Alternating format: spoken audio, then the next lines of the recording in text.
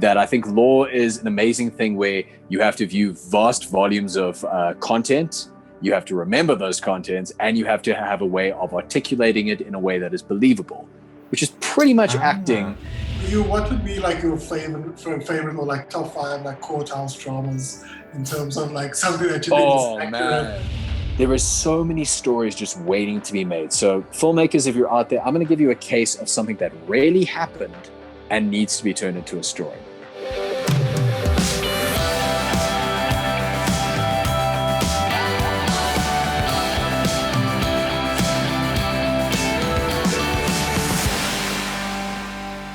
Hi, I'm Mark. And I'm Kaylin. Hey, Kaylin. What's up? Nothing much, man. Just out here on your podcast, our podcast. So, yeah, you bring up a good point. Our podcast, which is Department Spotlight. It's the show where we speak to our friends and colleagues about their experience in the film industry. So, Kaylin is the new addition to the Loop Pictures sort of YouTube side of things. He's been a part of Loop Pictures for a while now, but now he's jumping onto the YouTube side of things as well. It's awesome to be seeing you guys, and for you guys to be hearing my voice. Obviously, you guys, I can't see you for real, but I'm just pretending.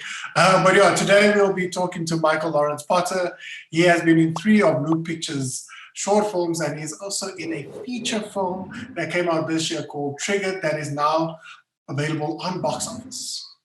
So we're changing up how we're releasing the podcasts this year. So we're doing part 1 now, and then in 2 weeks, we're going to get part 2 of the conversation.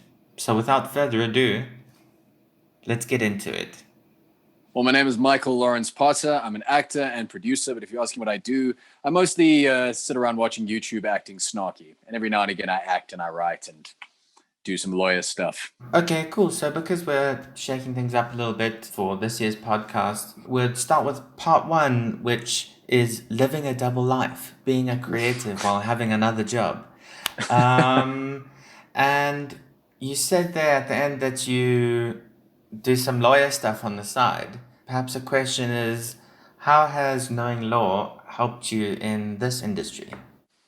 It's been a completely invaluable asset of my being, for the fact that law helps me with my 2 prime passions, which is not starving, and also kind of knowledge, any acquisition of knowledge, any acquisition of systems and how things work.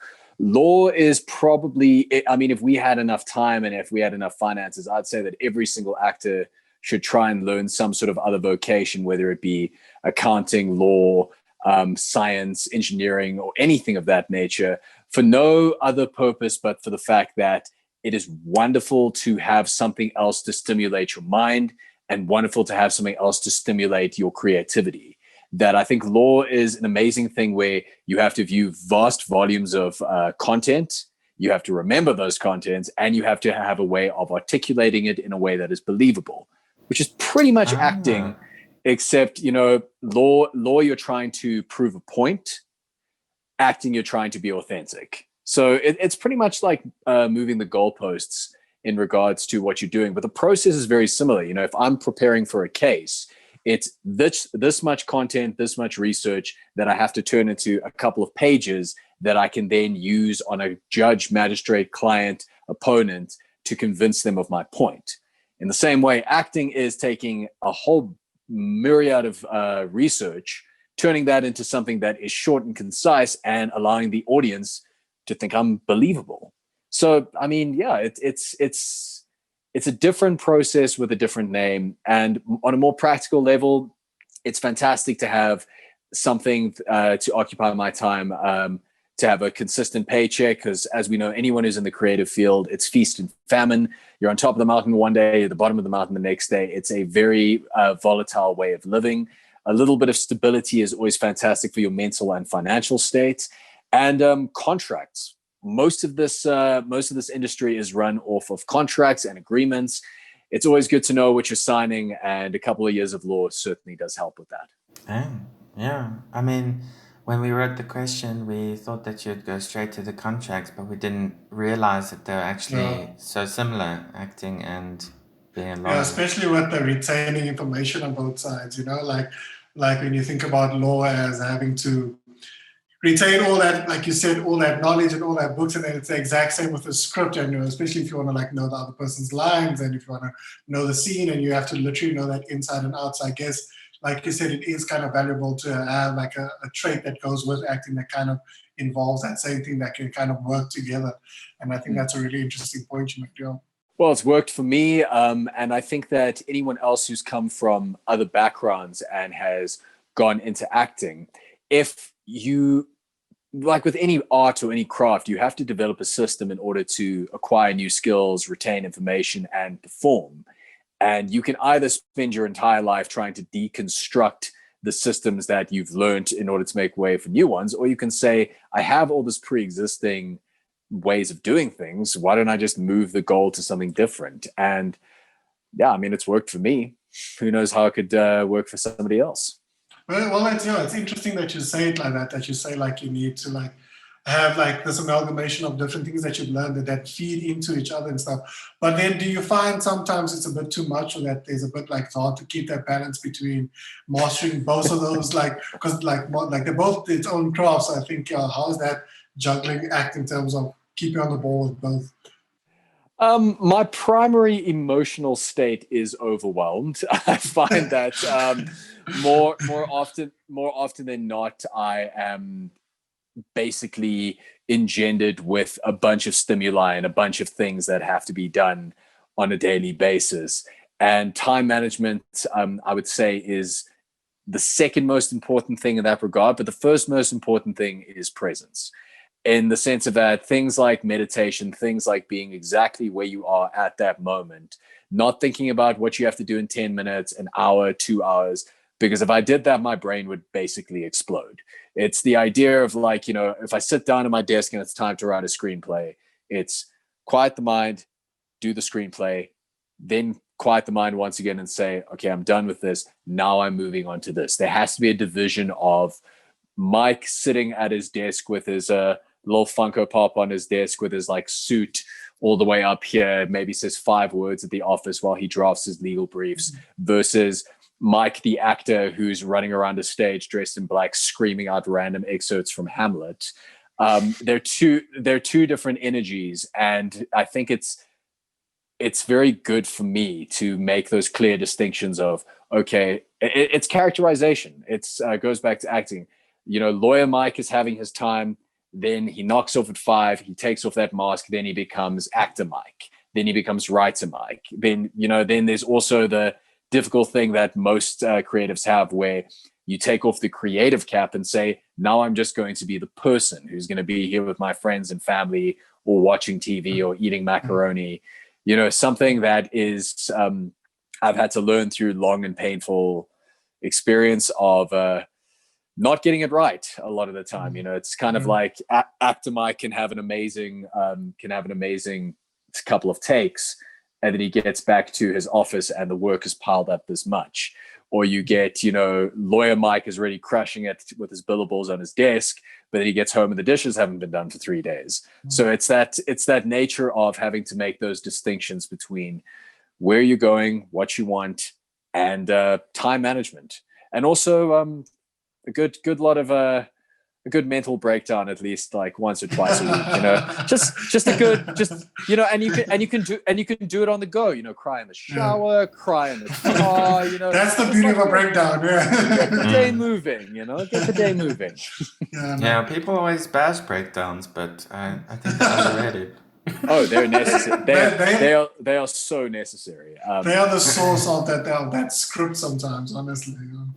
I think that's a really good point. I think it's something I've been struggling with also, and I think perhaps a lot of people can also relate to that working from home in 2020, is that you have to divide your time between like work time and like, playtime, I suppose, or divide yourself up into those different sort of, because I know I'm terrible at that, especially because when I'm like watching something for like leisure time, it's like more than that for me.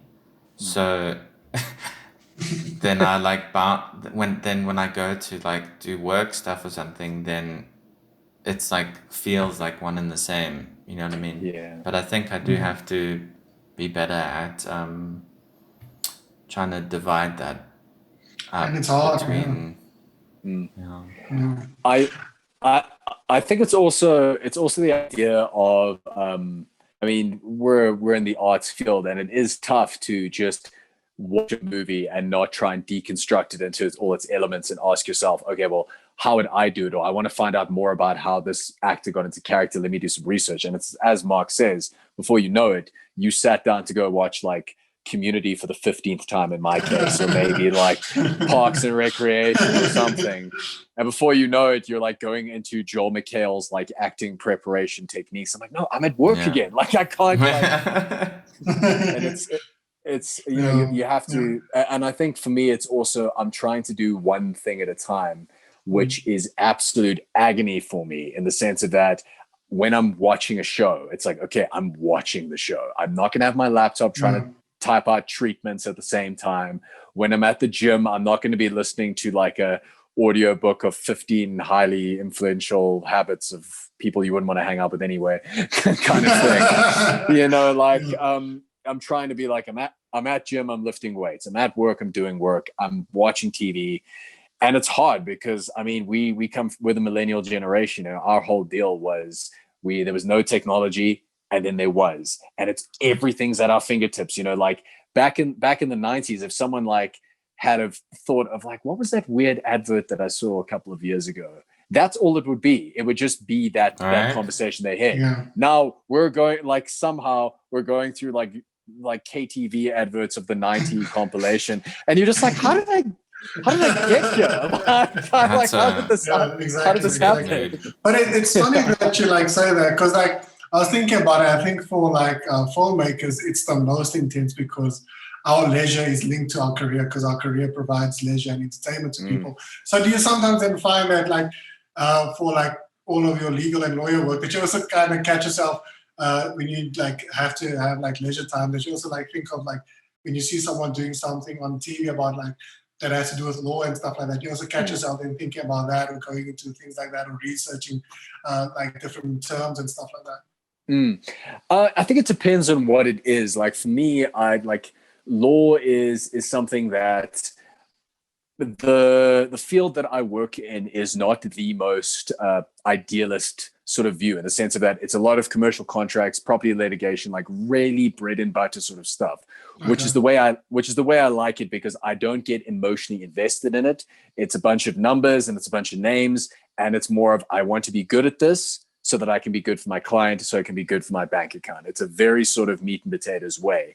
But back when I used to do a lot of criminal work and I used to do a lot of environmental law, which is my true passion for a long time, then it is that thing of like I'll watch something on the news and I'll see that there's a community in the Eastern Cape that doesn't have clean drinking water because of corruption in their municipal fields.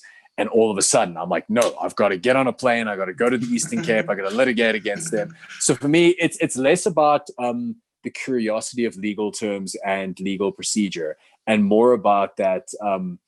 If I see a place where there's severe injustice, or I see a place where people who, quite frankly, don't deserve it are getting a bad rap, I think that kind of stirs something in me. And yeah, it's tough to switch off.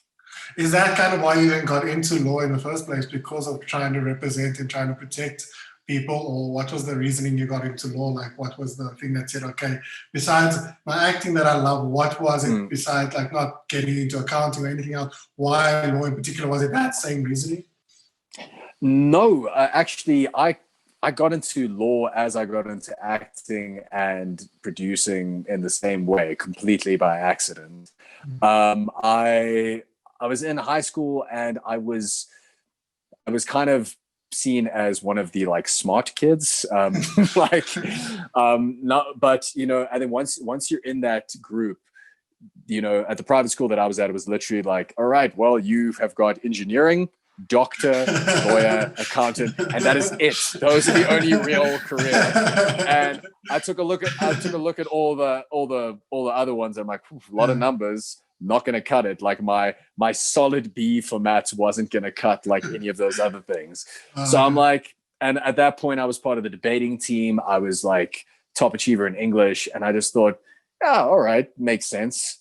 And it was genuinely that. It was that, like, I always find it hilarious that we ask 18-year-olds what they want to do for the rest of their lives. I mean, if you can think back to how you were when you were 18, we should not be given that sort of decision, because no one knows what the heck they want. And it was through studying that I started to see not only that I wanted to be a lawyer, but the type of lawyer that I wanted to be. Because like any other profession, there are so many branching parts of the kinds of causes you want to champion, the kinds of people you want to interact with, and how you want to conduct yourself. And I think that I was always far more interested than helping those who were maligned by the system rather than helping a billionaire become a trillionaire. You know, like it was just that never really appealed to me. Like, he's going to be fine. He doesn't need me. There's going to be, you know, there's going to be some guy who comes along who's going to be super excited about that.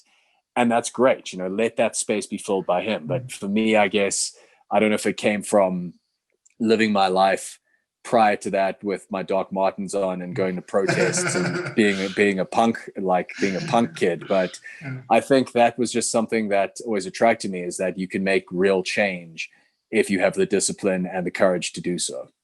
So you're basically the Mike from Suits then as well.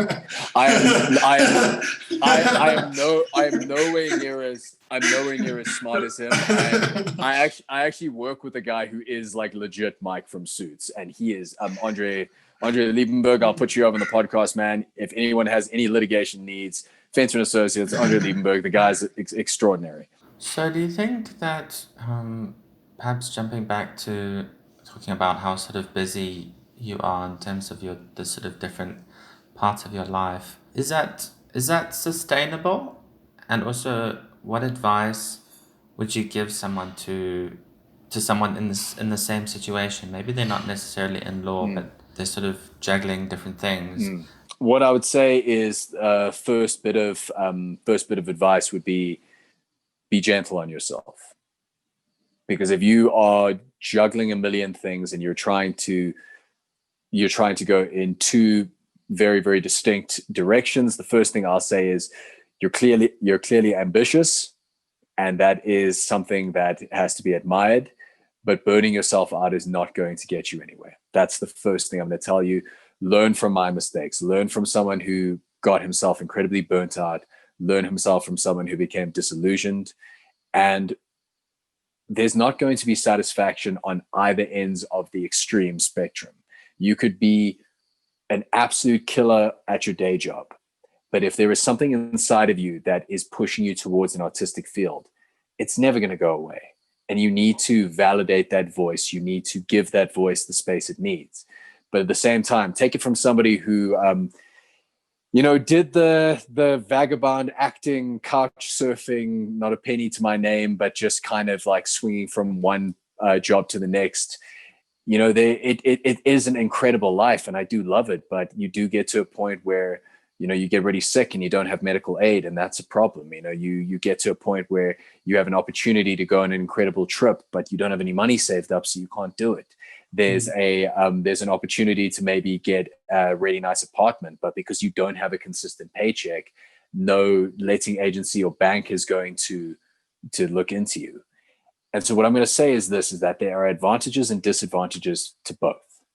And that's why I've decided to fuse the two together, because for anyone who's getting into the creative field, or any field for that matter,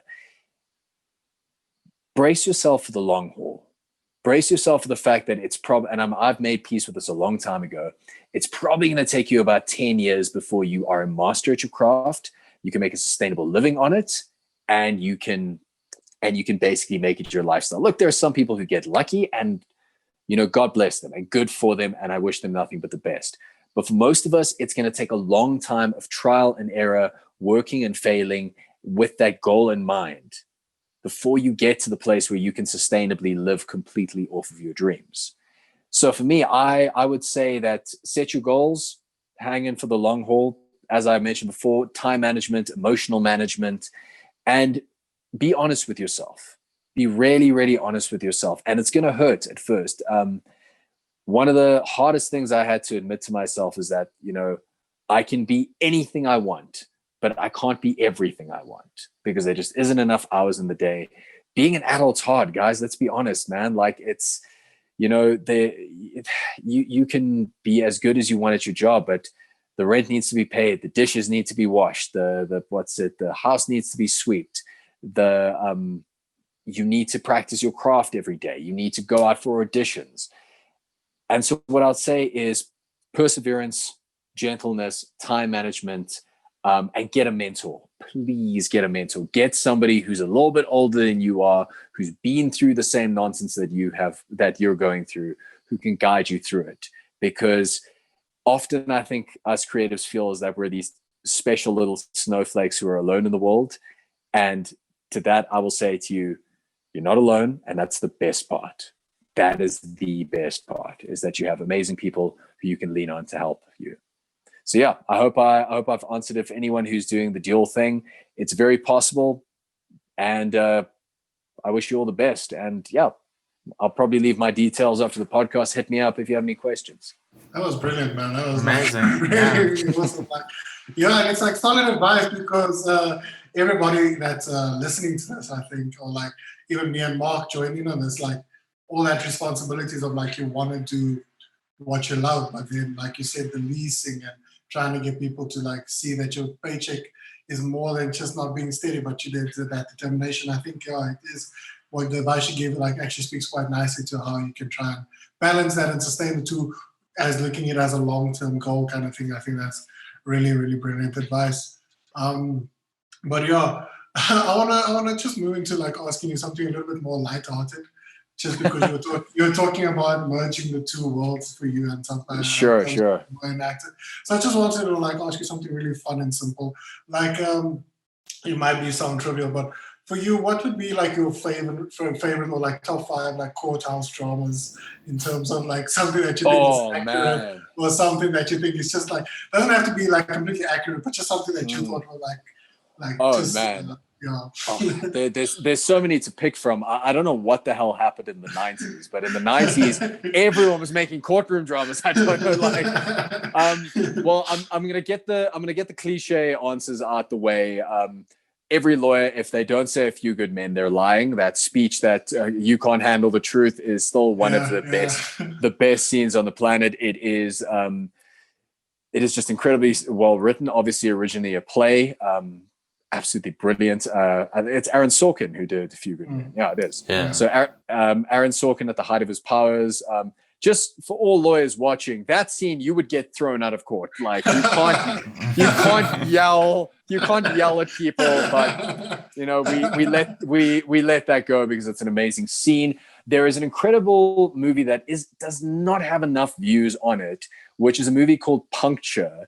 It's Chris Evans plays a heroin addicted lawyer fighting for the rights of nurses who how do I explain this? So there are these syringes in the hospital that are used for blood transfusions. Now, the syringes that we currently use in hospitals are the needles that go in and out like a ballpoint pen. Now, those only came into effect in the late 90s. Before that, there were just these sticking needles, and a lot of horrible hospital accidents happened as a result of that. And Chris Evans plays a lawyer who ironically is addicted to heroin, who fights for those nurses to have those needles instilled in their hospitals. It is beautifully acted. And Chris Evans, man, like Captain America does not get enough love. That guy is one of the best actors of our generation. What a phenomenal talent. My cousin Vinny, just because of how preposterous it is just such a funny take on the legal system. And then the final two are Suits. It's cliche, but it's the best for a reason. It's good. Yeah. Harvey and Mike, that first scene where they're doing the job interview, is possibly one of my favorite pieces of cinema ever. And it's just so well acted, and like for a pilot episode to instill that much chemistry within their core talent is just remarkable. And then of course, To Kill a Mockingbird, because it's the legal movie. If you want to inspire somebody to become a lawyer. You show them that movie. It's as simple as that. So I think that would be my 5. 3 very generic ones, 1 irreverent one, and 1 indie one. I think I nailed it. No, you definitely did. I'm so like gonna watch the Chris Evans one and my cousin Vinny. Like, that's how I wanted to really just listen to you and see, like, from a lawyer/actor perspective, what is the benefit? Oh, sorry, one more. Devil's Advocate. I forgot about that. Al Pacino. Oh yes, with Keanu Reeves, eh? She's got a great ass. Preposterous. So I'm going to steal one of Kaylin's questions here. It's another one of the light-hearted ones. So basically, it references a YouTube channel called Legal Eagle, where a lawyer reacts to legal TV shows and movies such as Suits and A Few Good Men. But being from both worlds, do you find yourself doing the same, critiquing how accurate the law is in these shows? I mean, obviously, you're a writer yourself, so you know, and like you just said, you touched on it with like A Few Good Men when he's sort of shouting, and it's like, you don't, we'll just let it slide because it's like good drama. But do you find yourself critiquing that and being like, oof, that wouldn't happen, that would, No, because it's it takes you out of the enjoyment of it. In the sense of that, I think, screenwriting is it's beat by beat, it's moment by moment. You distill the best parts of conversations, you distill the best parts of actions, you build tension, and you have the benefit of forethought of this really, and that doesn't happen in real life. Like, someone will say something 3 years ago that ties in with something that's said right at the end. No, like, that doesn't happen in life. It's a complete fabrication. And in the same way, the law is a premise. It's a tool for you to tell your story in movies, to be clear, not like in real life. Don't ever quote me on that. But like in movies, it's a premise. It's in the sense of that the story is really about the characters and their interaction with this world.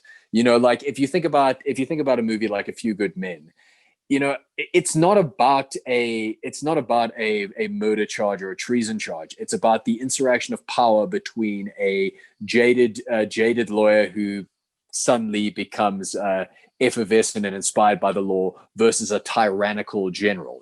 You could put that in a barbershop, you could put that in a wrestling ring, you could put that wherever.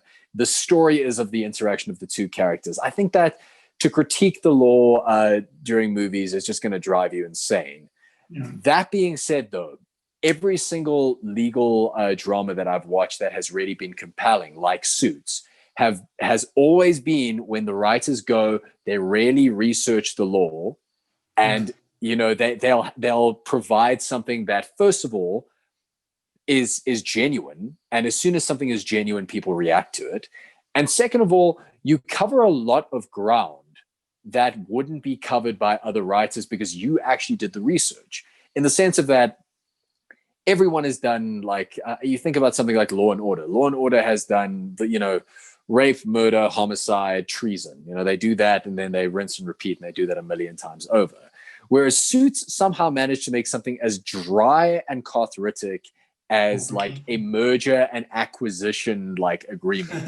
They turned that into a 2-part episode, and that's based on research, both of the law, but also of seeing how people interact. And that's been another thing that law has been very helpful for, is it has given me a character study palette that I would never have been able to have gotten into organically, in the sense of that I sit across the table from a client and I just see these characters come out, like these complete, like, I couldn't write them if I tried.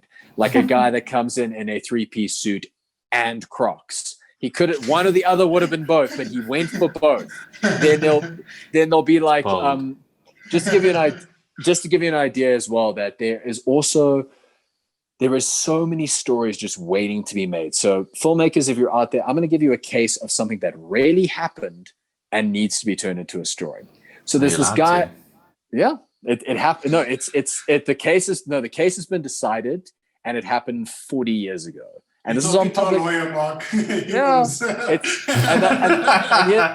is very true.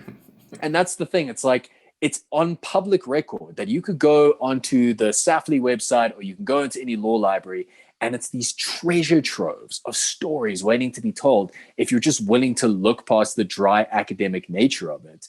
And all of a sudden, these stories become apparent. So here's what happened. So there's this guy who goes on holiday to Greece, and he meets the most stunning woman he's ever met in his entire life. She's beautiful. She's smart. She is articulate. They understand each other. They have a true spiritual bond. And he goes, oh, man, I think I could run away with you right now. And she goes, I think I could run away with you right now. He's like, I'll tell you who wouldn't be happy about that, though. My actual wife in South Africa. The guy was cheating on his wife very hectically, and he's now talking about eloping with this lady. But you can't be unless it is a customary marriage, you can't be married twice in South Africa. It's that's just the law. So he goes, all right, I tell you what we're gonna do. Why don't you move to SA, and then you can be like my one on the side until I sort this pesky marriage thing out. And she goes, dude, I don't have a green card. How am I going to get over there? It's like, well, you could get a green card if you got married, but that's the problem we find ourselves in. But I tell you what, I have a buddy who owes me a favor based on some gambling debts I helped him pay off. So this is what's going to happen. You're going to come over. You're going to marry my buddy. You're going to get citizenship based on the marriage with my buddy. Then I can cheat on my wife with you as a citizen. Wow. Now, like the greatest plan ever made. So he pays for the sham wedding. He pays for the sham house. He gets his he gets his mistress into the country, and they have the most romantic, passionate romance that lasts for and here's the thing, it's a beautiful, everlasting love. Translation, it lasts for about 2 months, and they get sick and tired of each other. So now you've got this woman who's over here in a sham marriage, and now the guy is sick and tired of her, and he's gone back to his wife. So now the guy's had a falling out with his mate. So he decides, okay, well, I think we can call it quits now. You've got your citizenship. Let's divorce. So they divorce. But here's the thing, guys. There are different types of marriages, and they relate to how your property is split upon your divorce. Now, if you are married out of community of property, now that let me get this. We're getting the full legal lockdown. I'm giving you guys a free lecture here. So if you are married out of community of property, this is your stuff. This is your partner's stuff. It is completely separate. So when you guys split, he takes over with his stuff, you take over with your stuff. That's it. If they are married in accrual, this is your stuff. This is your partner's stuff. You keep your stuff upon the divorce, but anything that you make during the time of your marriage, you get half of that. The partner gets half of that. I see where this is going. But if you are married in community of property, the most old school one, till death do us part, all your stuff is bundled together, and once you divorce, you get splitsies down the middle. So if I get married to Mark, and Mark has got R1 million and I've got R5, I'm leaving with R500,000 and R2.50. So this divorce happens, and he's like, all right, cool, well, thank you, whatever your name was, we're done now. And she's like, I'm coming for half your estate. And he's like, no, we're not really married. And she's like, tell that to this marriage certificate that I have in my hands. So now he has to go to court and tell the judge, look, here's the thing. So this judge is regaled of this complete farce, to which the judge finally says, it doesn't matter why you were married. You got married. Pay half the estate. Peace. What? That's a case. That's a case, guys. And that's, so it's... That's that whole movie right there. It sounds like Pain and Gain meets Ocean's 11 or something. It's one of the greatest heist movies I've ever, I'm thinking we get Timothy Chalamet to play the one guy. We get like Timothy's too sweet for like cheating, man. Timothy's got range, man. Don't you worry about him. I got full faith in him on the project. Timmy, if you're listening, give me a call, man. Let's make some happen. Yeah, this is one of his favorite podcasts. Of course. Also, yeah. Of course. Yeah. Cool. So I think we can wrap up part 1 there. We'll see you in part 2, which we're recording right now, but it's going to be split up. So, and that's it for part 1 of our conversation with Michael Lawrence Potter. If you want to hear part 2, then make sure you hit that subscribe button. And if you like this conversation, then make sure to hit that like as well. And if you have any comments for us, then leave them down in the comment box below. We try and respond to all of them. And for the audio version of this podcast, catch us on Spotify, Apple Podcasts, and anywhere else you listen to your podcasts. So until next time, go out there, stay safe, and make your movie.